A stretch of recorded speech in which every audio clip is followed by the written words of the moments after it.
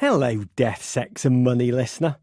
I know that you love a human drama that speaks to something big. So if I could recommend one new podcast, it's American Fiasco, and not just because it's hosted by me, Roger Bennett. It's about a soccer team that embraced most of the 7 deadly sins and ended up hurting the sport they loved. Listen to American Fiasco today from WNYC Studios.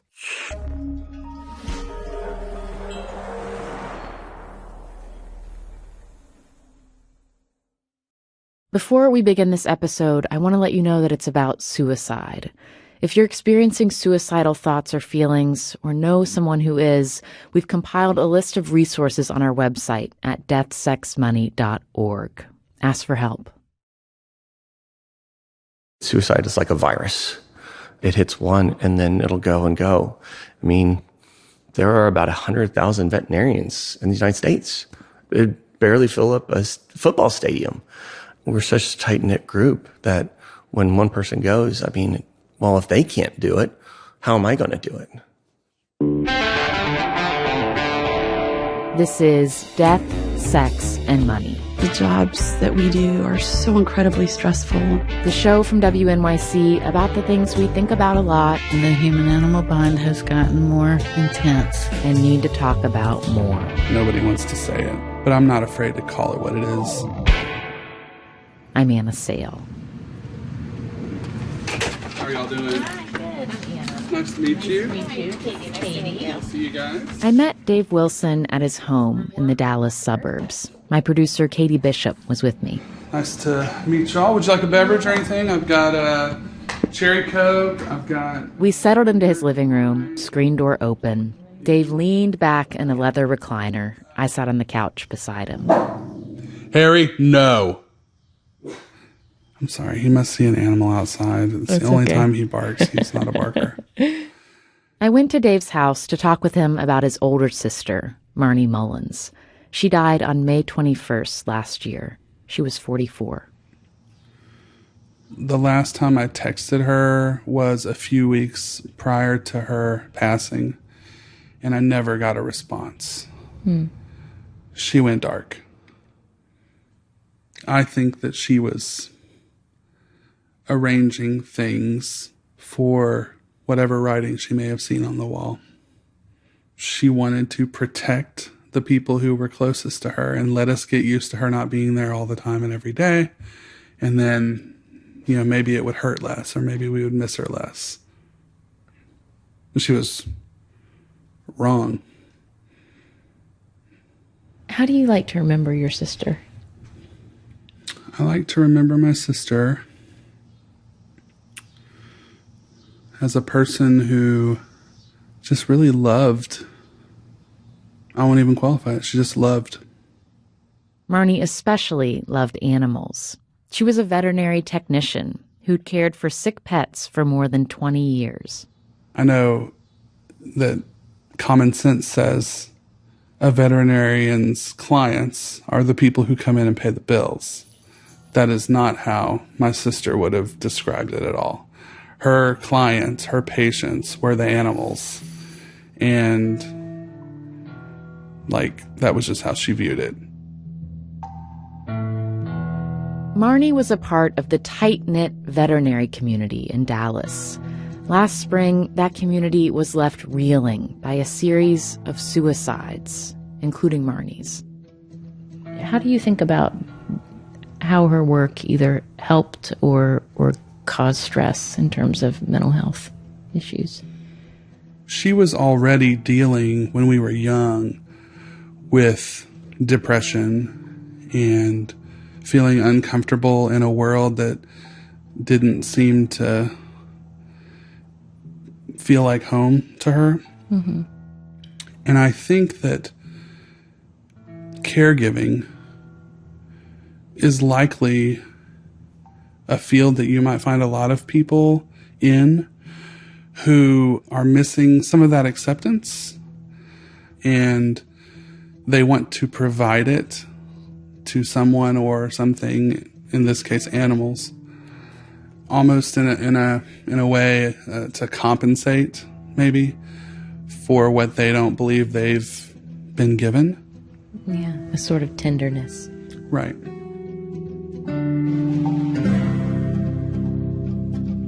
Putting these guys to sleep just rips you apart every day.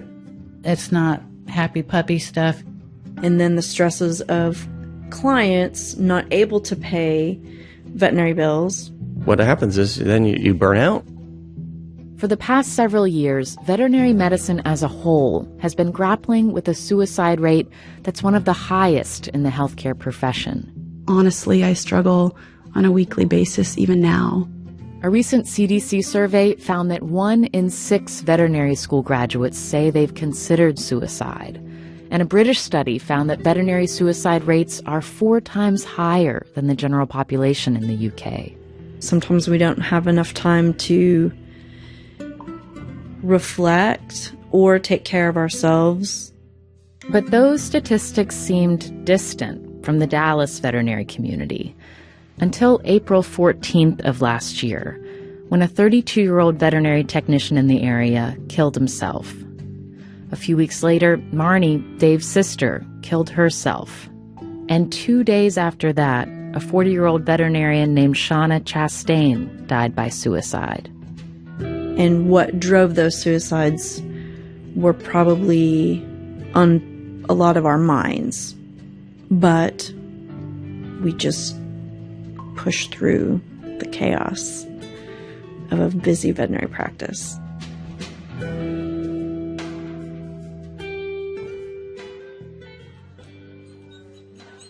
At this emergency veterinary hospital in the northwest Dallas suburbs, that chaos can be 24 hours a day.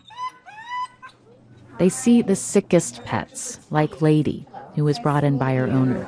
Lady is your girl? Yes. This dog came in weak, and the vet discovered a mass in her spleen. She recommended surgery and further tests to see if it's cancer, which could mean chemo. But at this point, the only way to, to get her more time with us would be a blood transfusion and surgery. So, I'm just wondering how much all this end up costing. Yeah, that's a good question. The vets and vet techs here don't just provide medical care. They also discuss the realities of finances. Off the top of my head, you're probably looking at $4,000 to $7,000.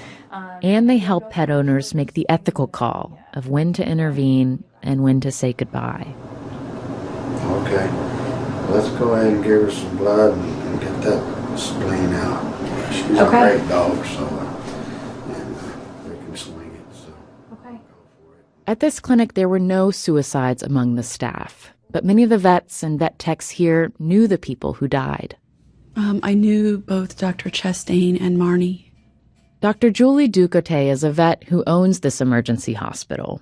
She didn't just know Dr. Chastain and Marnie. She'd worked with them in the past, and she worried about how their deaths would affect all the people she works with now. It feels like everybody's a family, and so the things that affect one of us seem to kind of affect everybody else too, or at least several other people. So I was worried about it. Were you at all reluctant or hesitant to use the word suicide, talking with staff, out of a fear of, triggering someone who was vulnerable? Did you feel comfortable openly talking about suicide? In the past, I didn't, because I did worry about that. I don't know, I had in my mind that, if we talked about suicide, that people would get depressed, people would get sad, and I might have said, how are you feeling? How are you doing? But I wouldn't necessarily have directly asked them about if they had thought about suicide or if they considered taking their own life. Have you had those kinds of conversations? I have with a couple people. So, and again, I wouldn't have done that a year ago. Hi. Nice to meet you, Nice to meet you. Down the hall at the hospital, I met Kelly Bishop, pushing an anesthesia machine toward the operating room. I know everything there is to know about every anesthesia machine in this building. Kelly's a vet tech and a manager. Like everyone on staff at this hospital, she was dressed in scrubs. And I always make sure my hair is disheveled to make it look like I've been working my ass off. I mean, I really have been, but it's just a theatrical move. Vet techs are basically nurses who tend closely to all the animal patients. In the Dallas area, their pay typically starts at about $15 an hour. Kelly says it's not unusual for her techs to work more than one job. Probably 40% of them work 2 jobs. How many hours a week do you work? Approximately 65. That's a lot of hours. I mean, I guess. I usually work an 11 to 12-hour day. Or almost 13-hour day, yeah. I think many of us in this industry are dysfunctional. You say that with a smile on your face. Because I put the fun in dysfunction. Kelly has worked in Dallas vet clinics for a long time. Years ago, at another clinic, she worked alongside Marnie, Dave's sister. She remembers that same tender heart. If you could imagine the perfect fluffed bed for a cat with a little piece of kibble or something, it was always with a little Marnie touch. She was a free spirit and a good soul. What are the particular stresses for veterinary techs that you work with that make it taxing on their mental health? Besides the job? Or like what is it? The technicians and nurses deal a lot with the client and moral stress. We try to keep doctors out of money talks. So having financial conversations with the client is hard. And then relaying that information can be, I kind of want to protect the client here, but I also want what's best for the dog or the cat. But the doctor's going to want to run these tests, but the owner can't afford it. How can I make the best of both worlds happen? The technicians and nurses have those conversations. A lot of them, yes. Yeah. That's hard. It can be. How much exposure to death do you have? It's every day. Whether it is pulling up a euthanasia solution for a doctor, whether it's actually administering the solution, whether it's putting a body in a bag and then putting it in the freezer. In some way, I'm involved somehow multiple times a day. Multiple times a day. Mm-hmm. And I forgot the count, but every day we're supposed to go through the sympathy cards, try and write something in it, get it to the front staff for them to send off. But I think there was about 20 of them in there that have accumulated at least this week. And where does the animal, is this where the euthanasia happens? How does it usually happen? Well, if it's a cat or a small dog, they can hold them on their lap, but we usually bring a mat in and then we cover it with blankets and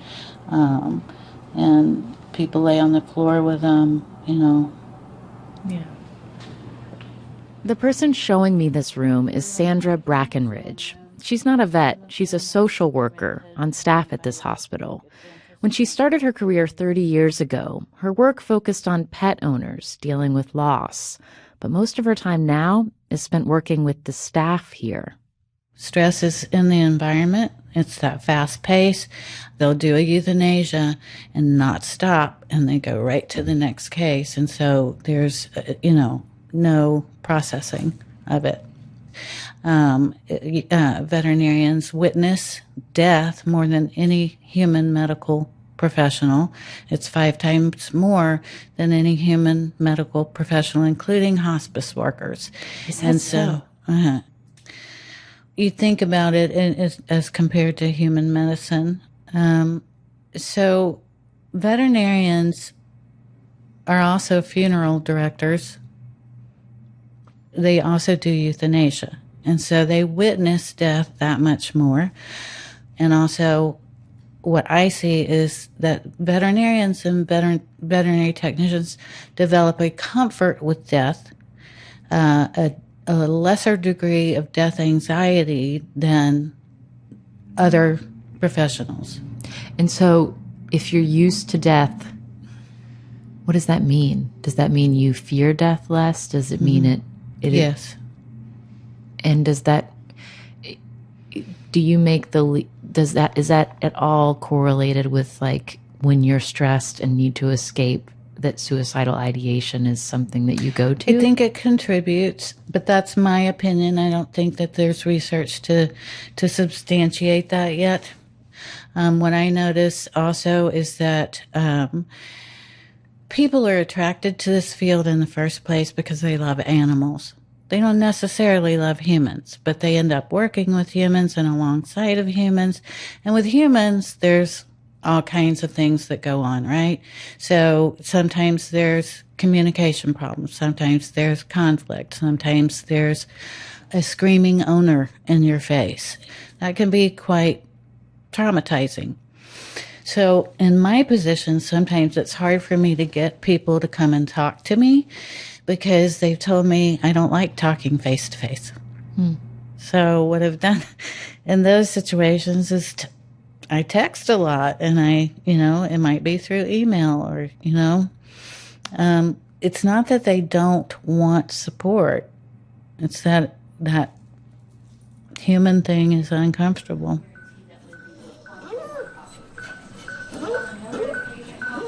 All this sounds familiar to Kelly Bishop, the vet tech supervisor. I didn't realize how I could spiral or how much of a roller coaster ride it could be. Dealing with people is so much more overwhelming than performing anesthesia on a really sick dog. Completely different. I guess because it's selfish, it's a reward that I did that and not necessarily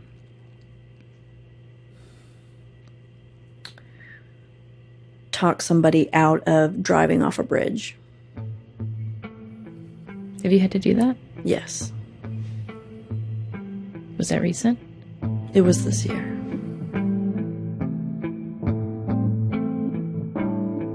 Coming up, I talk with another veterinarian in Dallas who is dealing with all the daily stresses of the job while mourning a coworker he worked alongside for years. Every day I go and see her desk where it was. There's someone else sitting there, but I still know it's her desk. And it's tough. It's tough.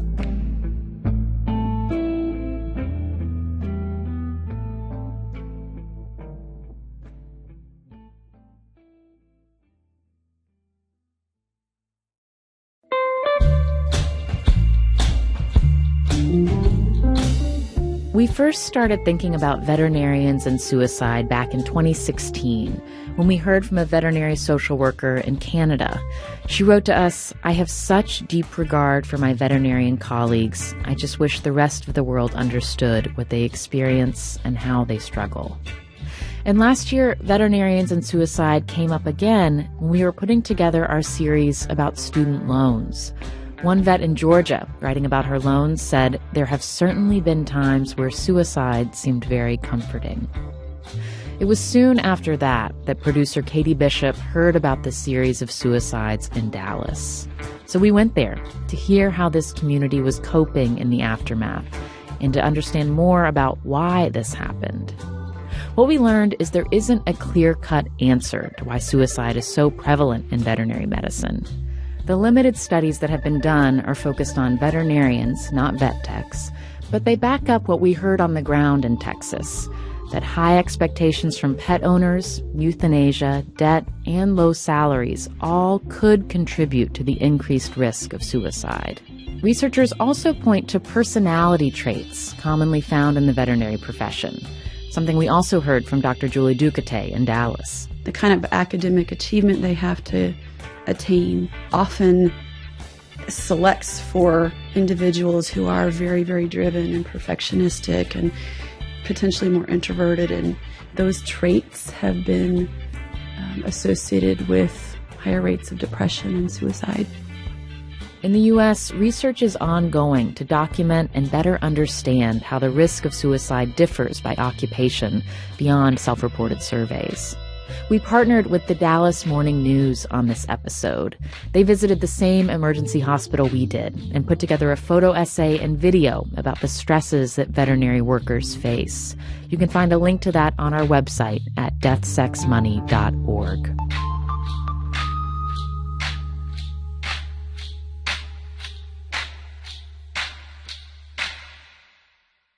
Death, Sex, and Money is supported by Showtime in the acclaimed series The Affair. This summer, the journey continues in this intimate relationship drama. A fresh start should mean a new beginning, but it isn't that easy when the past forces everyone to crash back together. Starring Dominic West, Ruth Wilson, Maura Tierney, and Joshua Jackson, don't miss the new season of The Affair, premiering June 17th only on Showtime. To get a free month, go to Showtime.com and enter the code MONEY. Offer is for first-time subscribers only, and it expires July 15th. Death, Sex, and Money is supported by the podcast Terrible, Thanks for Asking. Host Nora McInerney talks to regular people about how life really is, the hard human stuff. Nora brings heart and humor to stories about people going through terrible things like addiction, loss, and loneliness. Terrible, Thanks for Asking recently won a Webby, and the New York Times calls it a gift to listen. Subscribe to Terrible, Thanks for Asking on Apple Podcasts or your favorite podcasting app. In the moments before Charles Kinsey was shot by police in summer 2016, he pleaded with the autistic man next to him to lie down. Please lie down. Then the cell phone video cuts.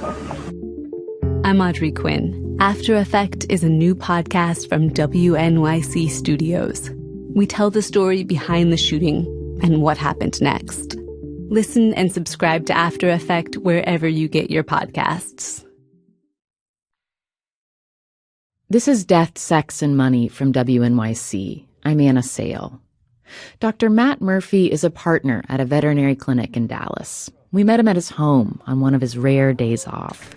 His 2 Cavalier King Charles Spaniels greeted us at the door. Oh, you guys are cute. What are their names? Max and Perry. Max and Perry.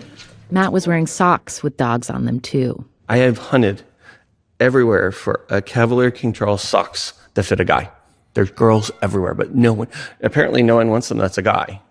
Matt has been practicing veterinary medicine for 19 years, 13 at his current clinic. I can't imagine doing anything else. I go to work every day with a smile on my face. I'm happy. Literally, my staff is like, you're one of the happiest people I've ever met. And just because I'm doing exactly what I wanted to do. But this last year has been really difficult at work. Matt's very close colleague, Dr. Shauna Chastain, was one of the people in the veterinary community in Dallas who died by suicide. When I was told, I was just numb. I'm like, okay, I got to go to work, got to figure this out, got to do the job, because still have to take care of the animals, still have the business to do, still have to take care of my kids. But at the same time, I have a hole there that'll never get filled. So you had to go to work the day you found out? Yep. It was I was going anyway, but yeah. And we had appointments. Fortunately, it wasn't that busy of a day. But yeah, we had to still see patients. We still had to keep the business going. I didn't really take a day off for it. I couldn't. And in some ways that was good because I can bury myself in work and let the grief, settle. Instead of having time to just sit there and just wallow in the grief. How long did you work with Dr. Chastain? I knew her for 10 years. I worked with her about 7 or 8. The best veterinarian I've ever worked with.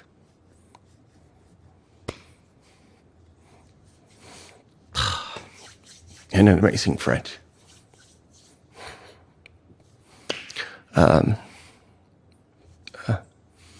Just the most gentle, sweet person I've ever known. It was tough. Still is. Talking about it just opens those wounds again. So I got a lot of closure though. at her funeral. I was the pallbearer, one of them, and that helped. I need a puppy. But it helped a lot. It gave me a lot of closure. But at the same time, hi, buddy. Hi. Thank you. Just an amazing soul. It was probably the single hardest thing I've ever gone through.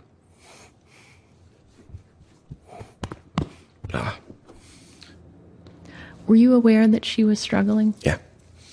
The day before, she talked to me, and she had said that she had thoughts.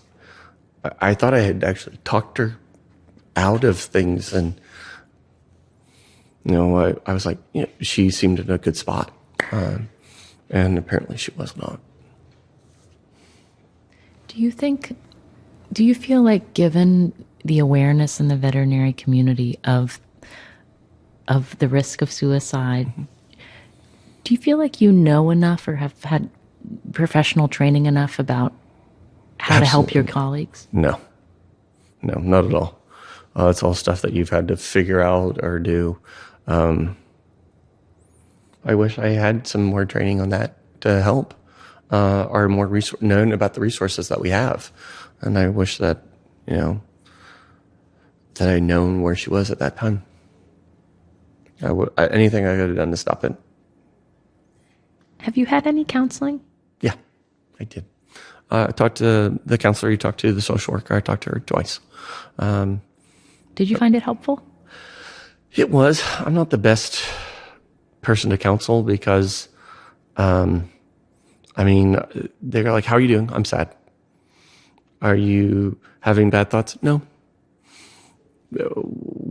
They have to draw everything out of me. It's not that I'm not forthcoming, but I just don't know what to say. When I start talking about it a lot, that's when it starts just building up inside. When you start talking about it a lot, it makes you feel worse. Is that what you mean? Yeah. It just makes me sad. And it's not a sad, that's one of the things with being a veterinarian. Death is a part of life, and it's part of something that you have to deal with. And that's why I think some veterinarians must think it's okay, because we see so much death every day. That's also the reason why we have such a high suicide rate, I think, is because we're successful. We know what to do. We're not fooling around here. If they're going to do it, they're going to do it right. They have access to drugs that will do this. In the case of Dr. Chastain, did she use drugs? I think so. I don't know what she took, and I'm afraid I don't really want to know. Some of my staff have said more than once that they just want to think that she made a mistake. She was just taking some pills to make her feel better or sleep, and she overdosed. And I'm like, she didn't. I know that. I know this. I knew this woman to a T, and she was not that. To make a mistake like that would never happen with her. She knew what she was doing, unfortunately. So it's possible that she used drugs from your clinic? I think, no, we counted. That was the first thing I did. Matt says Shauna had access to drugs outside of the clinic because she bred dogs. An autopsy found several drugs in her system, including ones commonly used in animal euthanasia. Since her death, Matt and his colleagues have dedicated the surgery suite at their clinic to Shauna. Matt says it was her favorite place to be. Andy told me his staff has had several meetings to talk about Shauna's death and how everyone's doing. My boundaries at work have been violated, them asking about every aspect of my life because they're afraid that, I would follow suit or something because I was so close to her. I'm like, guys, I can't do that. That's not me. But two, I have too many other responsibilities. And when push comes to shove, suicide is a very selfish thing. It's your thought, you are more important than all these other people you're going to affect. I think if Shauna had actually seen how many people she would have affected, she wouldn't have done it. She was too caring. She would have seen how much her family was upset, how many other people. Her funeral was packed. There must have been 400 or 500 people there. There was standing room. just because of how many people whose lives she impacted and meant so much to. And I think if she had seen that, she wouldn't have done it. It hurt a lot. And I'm just, right now, as far as the grieving stage, the stages of grief, I'm in anger. I'm pissed at her. I still am. And everyone's like, you got to work through that. I'm like, she took my best friend from me. How can I forgive her right now? So this is where I am. I haven't forgiven her for taking herself away. Because she did.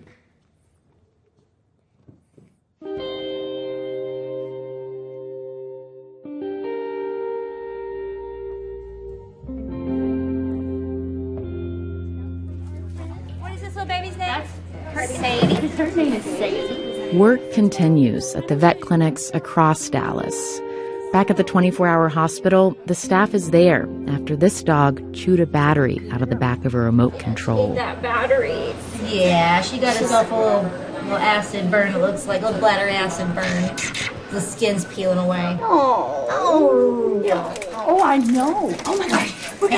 And we're done. And we're done. We'll give her a bottle. Do you feel like the Dallas veterinary community is in the midst of a crisis? I don't know. This is Dr. Julie Ducote again, who owns this emergency vet hospital.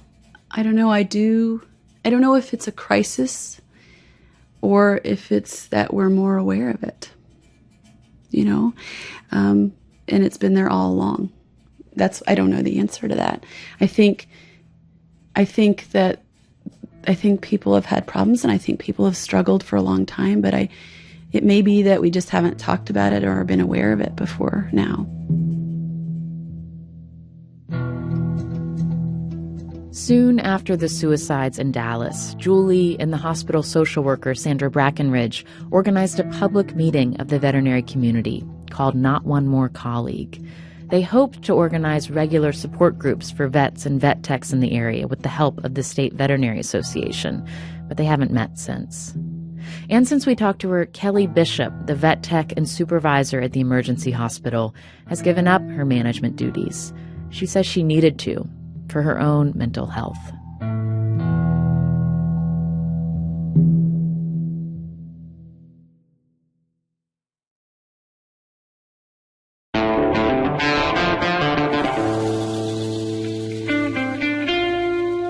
Death, Sex, and Money is a listener-supported production of WNYC Studios in New York.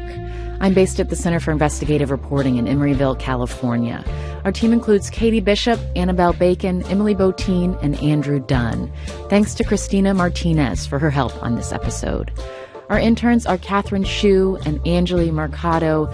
The Reverend John DeLure and Steve Lewis wrote our theme music. And thank you to our reporting partners at the Dallas Morning News, especially Terry Langford, Leslie Eaton, Marcia Allert, and Vernon Bryant. They produced a video and a beautiful photo essay all about the hidden stresses in the veterinary field. You can find a link to that at our website at deathsexmoney.org. There, we've also compiled a list of resources for suicide prevention. If you're considering suicide, or if you have a loved one who you think might be, please reach out. The suicide prevention hotline number is 1-800-273-8255. Suicide is a preventable form of death.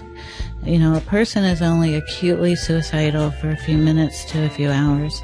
If they get intervention during that time, statistics show they may not ever be suicidal again.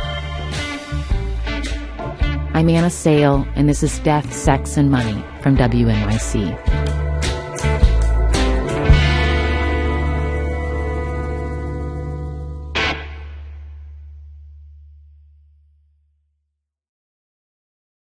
Death, Sex, and Money is supported by the podcast Terrible, Thanks for Asking. Host Nora McInerney talks to regular people about how life really is, the hard human stuff. Nora brings heart and humor to stories about people going through terrible things like addiction, loss, and loneliness. Terrible, Thanks for Asking recently won a Webby, and the New York Times calls it a gift to listen. Subscribe to Terrible, Thanks for Asking on Apple Podcasts or your favorite podcasting app. Our hospital, the staff is there after this dog chewed a battery out of the back of a remote control. That battery. Yeah, she got herself a little acid burn. It looks like a little bladder acid burn. The skin's peeling away. Oh, I know. Oh my God. We're done. And we're done. And we're done. We'll get her bottles put in. Do you feel like the Dallas veterinary community is in the midst of a crisis? I don't know. This is Dr. Julie Ducote again, who owns this emergency vet hospital. I don't know. I don't know if it's a crisis or if it's that we're more aware of it, and it's been there all along. I don't know the answer to that. I think people have had problems, and I think people have struggled for a long time, but it may be that we just haven't talked about it or been aware of it before now. Soon after the suicides in Dallas, Julie and the hospital social worker Sandra Brackenridge organized a public meeting of the veterinary community called Not One More Colleague. They hoped to organize regular support groups for vets and vet techs in the area with the help of the State Veterinary Association, but they haven't met since. And since we talked to her, Kelly Bishop, the vet tech and supervisor at the emergency hospital, has given up her management duties. She says she needed to, for her own mental health.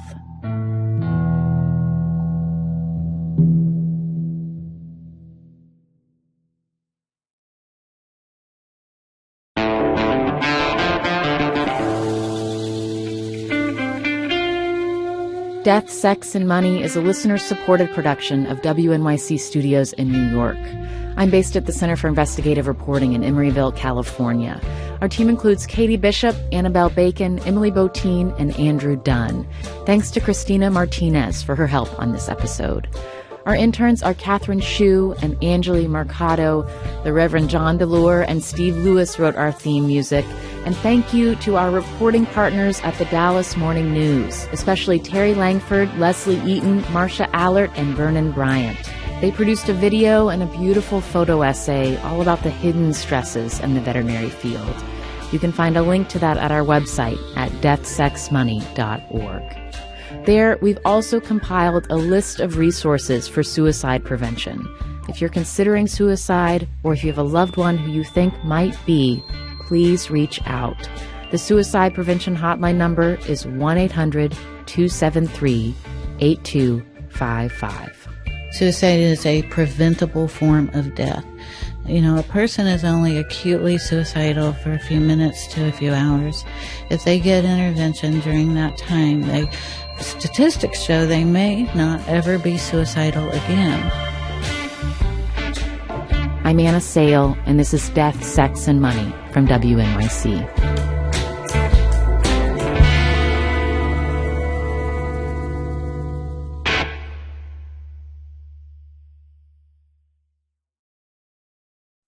Death, Sex, and Money is supported by the podcast Terrible, Thanks for Asking.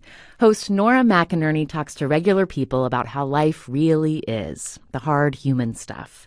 Nora brings heart and humor to stories about people going through terrible things like addiction, loss, and loneliness. Terrible, Thanks for Asking recently won a Webby, and the New York Times calls it a gift to listen. Subscribe to Terrible, Thanks for Asking on Apple Podcast or your favorite podcasting app. I'm Anna Sale, and this is Death, Sex, and Money from WNYC.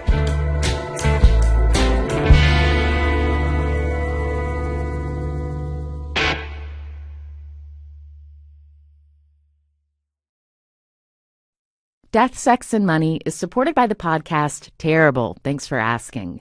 Host Nora McInerney talks to regular people about how life really is, the hard human stuff. Nora brings heart and humor to stories about people going through terrible things like addiction, loss, and loneliness. Terrible, Thanks for Asking recently won a Webby, and the New York Times calls it a gift to listen. Subscribe to Terrible, Thanks for Asking on Apple Podcast or your favorite podcasting app. To listen. Subscribe to Terrible, Thanks for Asking on Apple Podcast or your favorite podcasting app.